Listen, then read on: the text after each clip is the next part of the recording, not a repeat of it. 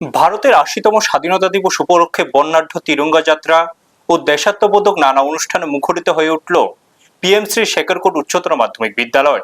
বিদ্যালয়ের শিক্ষার্থী, শিক্ষক, শিক্ষিকা, অভিভাবক এবং স্থানীয় জনপ্রতিনিধিদের অংশগ্রহণে গোটা এলাকায় তৈরি হয় দেশপ্রেমের আবহ।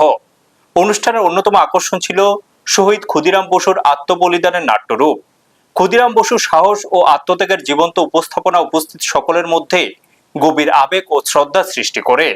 পাশাপাশি শিক্ষার্থীদের ব্রাশ ব্যান্ড ও পাইপ ব্যান্ডের পরিবেশনা, বন্দে মাতরম, সুজলাং সুফলাং, সারে জাহাসে আচ্ছা এবং জনগণমন এর সুরে মুখরিত হয়ে ওঠে বিদ্যালয় চত্বর।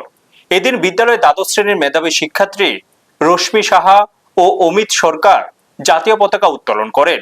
তাদের সঙ্গে উপস্থিত ছিলেন বিদ্যালয়ের প্রধান শিক্ষক, পরিচালন কমিটির চেয়ারম্যান, স্থানীয় পঞ্চায়েত প্রধান সহ অন্যান্যরা। প্রধান শিক্ষক শ্রী সন্তোষ কুমার রায়চৌধুরী স্বাধীনতার আন্দোলনের আত্মত্যাগকারী বীর বীরাঙ্গনাদের গভীর শ্রদ্ধার সঙ্গে স্মরণ করেন।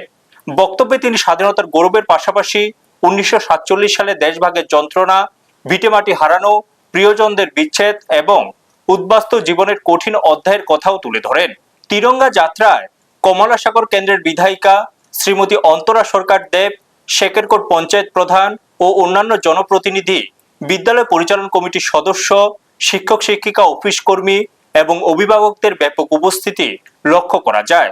সব মিলে পিএমশ্রী শেখরকোট উচ্চতর মাধ্যমিক বিদ্যালয়ের তিরঙ্গা যাত্রা স্বাধীনতা দিবসের অনুষ্ঠানে দেশপ্রেম, ইতিহাস ও সামাজিক দায়বদ্ধতার এক অনন্য বার্তা তুলে ধরে।